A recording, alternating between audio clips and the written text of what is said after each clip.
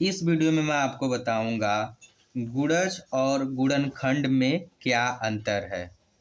पहले हम गुणज को समझेंगे, उसके बाद मैं आपको बताऊंगा कि गुणनखंड क्या होता है।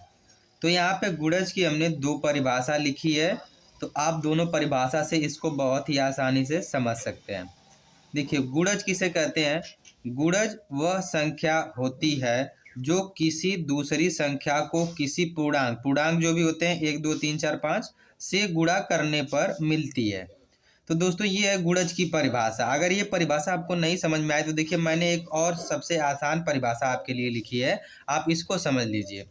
किसी संख्या का गुणज वह संख्या है जो उस संख्या के पहाड़े में आती है। तो दोस्तों, अब आप समझ गए होंगे कि किसी संख्या का गुणज वह संख्या है जो उस संख्या के पहाड़े में आती है। अगर आपको नहीं समझ में आया तो देखिए, एग्जाम्पल से आप समझ लीजिए। मान लेते हैं हमको 16 का गुणज निकालना है। तो 16 का अगर गुणज हमको निकालना है तो उदाहरण से हम समझ लेते हैं। देखिए, 16 लिख लिए, 16। अब इसका हमें गुणज निकालना है, तो 16 के पहाड़े में कौन कौन सा आता है। 16 के पहाड़े में आता है 32, 48, 64।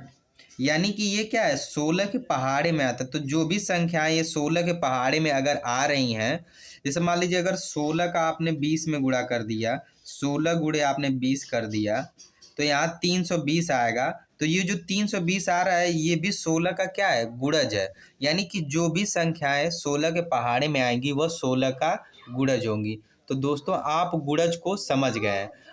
और एक अगर उदाहरण के माध्यम से आप समझना चाहते हैं, मान लीजिए अगर 10 ले रहे हैं, तो 10 का गुणज कौन कौन सा है। 10 गुणे 1 करेंगे तो 10 मिलेगा, फिर 10 गुणे 2 करेंगे तो 20 मिलेगा।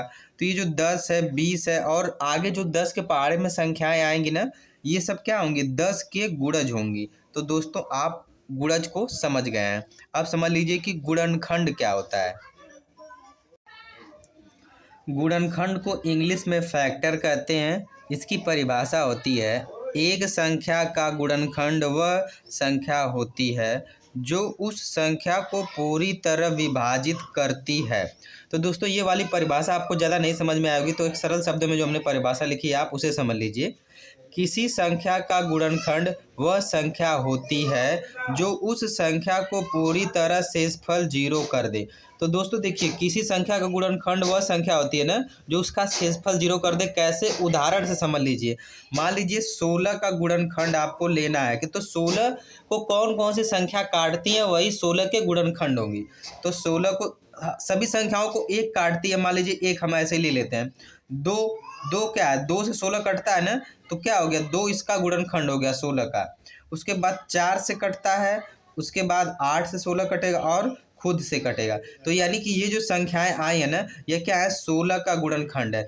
अगर इन संख्याओं से हम भाग देंगे ना तो 16 पूरी तरह से कट जाएगा। तो क्या हो जाएगा, शेषफल 0 हो जाएगा। और देखिए, परिभाषा में भी यही कह रहा है कि शेषफल 0 हो जाना चाहिए। तो जो संख्याएं होंगी वो क्या होंगी, उस संख्या के गुणनखंड होंगी।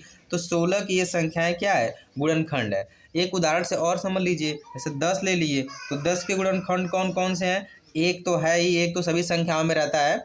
देखिए, 10 2 से भी कटता है, 5 से भी कटता है और खुद से भी कटता है। तो ये जो संख्याएं आ रही है ना, ये क्या है, ये 10 की गुणनखंड है। ये संख्याएं 10 की गुणनखंड है।